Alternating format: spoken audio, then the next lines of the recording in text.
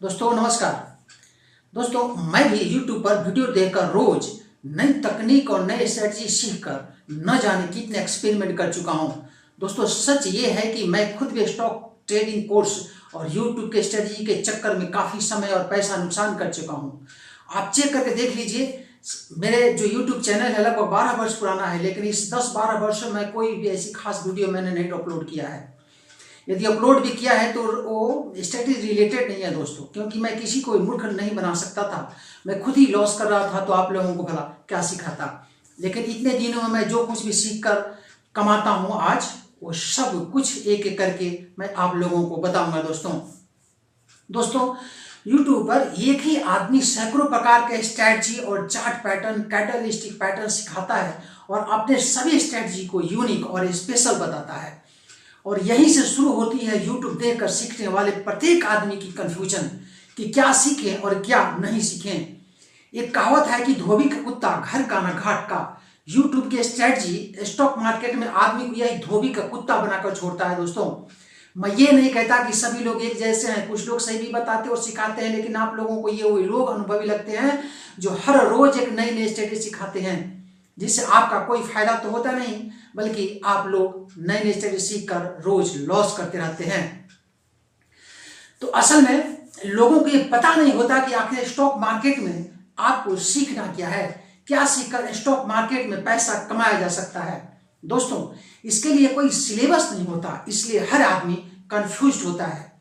कभी RSI तो कभी MACD तो कभी मूविंग एवरेज, कभी प्राइस एक्शन तो कभी चार्ट पैटर्न तो कभी कैंडलस्टिक पैटर्न, न जाने क्या क्या सीखने लगते हैं। दोस्तों आप भी यदि कंफ्यूज हैं तो आज आपकी कंफ्यूजन पूरी तरह मिट जाएगी। आप समझ सकते हैं कि क्यों इतना कंफ्यूजन YouTube देखकर होता है। तो दोस्तों आज हम बात करेंगे कि स्टॉक मार्केट में इतना कंफ्यूजन क्यों है और एक्चुअली हमें क्या सीखना होता है, क्या सीखकर स्टॉक मार्केट में एक अच्छा प्रॉफिटेबल ट्रेडर बनाया जा सकता है। तो चलिए सबसे पहले ये बात कर लेते हैं कि स्टॉक मार्केट में आदमी क्यों कंफ्यूज हो जाता है। दोस्तों हर आदमी को पता होता है कि उसे एक डॉक्टर या इंजीनियर या लॉयर, चार्टर्ड अकाउंटेंट या कोई भी ऐसे प्रोफेशनल्स बनना है तो उसे क्या करना पड़ेगा। इसलिए वो मेंटली और फाइनेंशियल दोनों से प्रिपेयर्ड होकर ही डॉक्टर, इंजीनियर, लॉयर या अकाउंटेंट जैसा काम के बारे में सोचते हैं। लेकिन स्टॉक मार्केट में ट्रेडर बनने के लिए कोई एग्जाम नहीं होता दोस्तों, कोई एंट्रेंस एग्जाम नहीं होता, ना ऐसी कोई डिग्री है जो आपको ट्रेडर बनाता हो।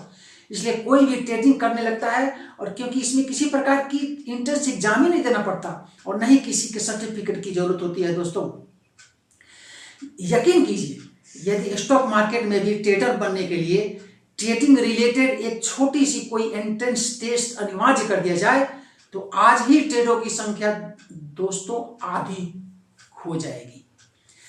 ऐसा किया जा सकता है और ऐसा करना भी चाहिए जिससे लोग स्टॉक मार्केट में दिवालिया होने से बच जाएंगे। लेकिन ऐसा इसलिए नहीं किया जाता कि लोग लॉस करें या प्रॉफिट करें। सरकार को तरह तरह के टैक्स और ब्रोकर को ब्रोकरेज का पैसा तो हर हाल में मिलता है। दोस्तों एक बात और समझने की जरूरत है कि किसी भी प्रोफेशनल्स की पढ़ाई हर जगह एक ही पैटर्न से होता है। ऐसा नहीं होता कि दिल्ली में MBBS या इंजीनियरिंग की पढ़ाई अलग होती है और कोलकाता या मुंबई में अलग होती है, ऐसा नहीं होता। लेकिन स्टॉक मार्केट में हजारों लोग हजारों प्रकार के अपने अपने रूल्स और स्ट्रेटजी पढ़ाते हैं और सिखाते हैं। यही कारण है कि हर आदमी ट्रेडर बनने से पहले भी और बाद में भी कंफ्यूज रहता है कि क्या सीखा जाए और किससे सीखा जाए, कैसे ट्रेडिंग किया जाए कि प्रॉफिट किया जा सके। मेरी बातों को यकीन की मानिए तो कहीं भी किसी से भी सीखने की जरूरत नहीं है, बल्कि अपने आप पर काम कीजिए, अपने दिमाग को ट्रेडिंग के लिए तैयार कीजिए। दोस्तों ये बताते चलूं कि NSE ने कुछ डेरिवेटिव्स और इक्विटी का कोर्स कराती है और सर्टिफिकेट भी देती है, लेकिन उससे एक ट्रेडर नहीं बना जा सकता। क्योंकि जैसे भी आप NSE के सारे भी कोर्स होते हैं वो स्कूल और कॉलेज के सर्टिफिकेट की तरह होता है। दोस्तों जैसे स्कूल से 10th या कॉलेज से ग्रेजुएशन या मास्टर डिग्री हासिल कर लेने भर से आप डॉक्टर इंजीनियर नहीं बन पाते, उसी तरह NSE की ये कोर्स करके आप ट्रेडर नहीं बन सकेंगे। प्रश्न ये है कि स्टॉक मार्केट में ट्रेडर बनने के लिए क्या सीखना होता है, क्या सीखकर एक अच्छा ट्रेडर बना जा सकता है। तो चलिए हम बताते हैं कि क्या सीखने की जरूरत होती है। दोस्तों, ट्रेडिंग में इंडिकेटर या स्ट्रैटेजी से सिर्फ 10% काम होता है, बाकी के 90% काम डिसिप्लिन और इमोशन कंट्रोल से होता है। एक ट्रेडर बनने के लिए यही सीखना होता है। दोस्तों, ट्रेडिंग में यदि आप डिसिप्लिन और इमोशन कंट्रोल करना सीख लिए तो किसी भी स्ट्रैटेजी पर ट्रेड कीजिए, आप प्रॉफिटेबल ही रहेंगे।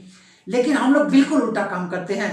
हम लोग अपना 90% समय दिमाग, स्ट्रैटेजी और इंडिकेटर पर लगाते हैं, बाकी 10% समय ही डिसिप्लिन और इमोशन समझने में खर्च करते हैं। दोस्तों, इंडिकेटर या स्ट्रैटेजी का काम सिर्फ ट्रेड में एंट्री दिलवाना होता है। इससे आपको ट्रेड में एंट्री तो मिल जाएगी, लेकिन उस ट्रेड में प्रॉफिट या लॉस करना 100% ट्रेडर के डिसिप्लिन और इमोशन पर निर्भर करता है।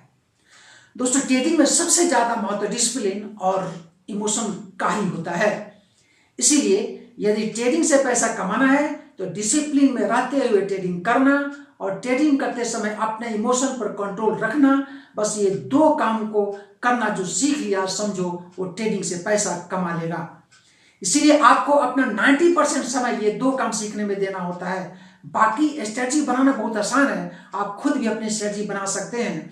यदि नहीं बना सकते हैं तो आने वाले कुछ दिनों में अपनी स्ट्रेटजी बताऊंगा, उसे देख लीजिएगा। लेकिन डिसिप्लिन और इमोशन कंट्रोल के लिए आपको खुद ही प्रैक्टिस करनी पड़ेगी, ये आपको कोई सिखा नहीं सकता। इसके लिए क्या करना होगा दोस्तों, इसके लिए आपको डेली अपने स्ट्रेटजी पर पहले कुछ दिन, लगभग 1 महीने तक पेपर ट्रेनिंग कीजिए, जिससे आपको ये पता चले कि स्ट्रेटजी आपकी सही है या गलत है, इसका पता लग जाएगा। उसके बाद रियल मनी से बिल्कुल डिसिप्लिन मानते हुए उसे स्ट्रेटजी पर छोटे छोटे ट्रेड तब तक करते रहिए जब तक आप प्रॉफिटेबल ना हो जाए।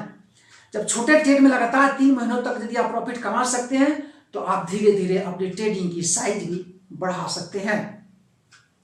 दोस्तों, डिसिप्लिन में रहते हुए ट्रेड करना और ट्रेडिंग में इमोशन पर कंट्रोल रखना, ये दोनों काम थोड़ा कठिन होता है, लेकिन विश्वास कीजिए इसके अलावा ट्रेडिंग सीखने का दूसरा कोई रास्ता भी नहीं है। दूसरा कुछ सीखने की जरूरत भी नहीं है। दोस्तों, इमोशन पर एक वीडियो मैं पहले दे चुका हूं, उसे भी जरूर देख लीजिएगा। और डिसिप्लिन के लिए भी जानकारी जरूर दूंगा, लेकिन किसी दूसरे दिन। दोस्तों, मैं अपनी गलती से जो भी सीख पाया हूं वो आप लोगों को बताया अभी। ये जानकारी कैसी लगी जरूर बताइएगा। फिर मिलेंगे किसी दूसरे जानकारी के साथ। नमस्कार।